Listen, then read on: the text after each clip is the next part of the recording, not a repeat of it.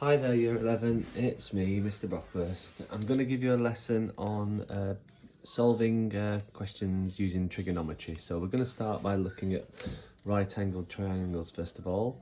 So what I've done is I've just kind of put a brief kind of tick box thing, which is what you should be looking for in a question. So for example, does it have a right angle? If your triangle does, then you're probably going to use trig or Pythag.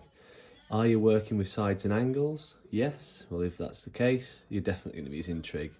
And then we've got our lovely little word, SOHCAHTOA, which tells us the different trig ratios. So we've got sine of the angle is opposite over hypotenuse, cos of the angle is adjacent over hypotenuse, and tan of the angle is opposite over adjacent.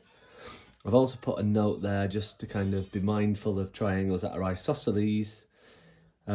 We can in fact chop them in half, can't we, to make two congruent right angled triangles. So let me just talk you through these first couple of examples.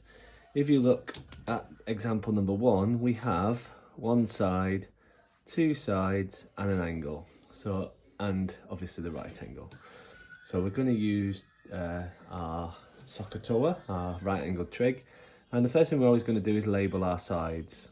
So opposite the angle we call O, opposite the right angle we call H, and that must mean that adjacent or next to the angle is A. Then we look and eliminate the one we don't have any information about. So in this case, A is not required, which leaves us with the trig ratio for sine.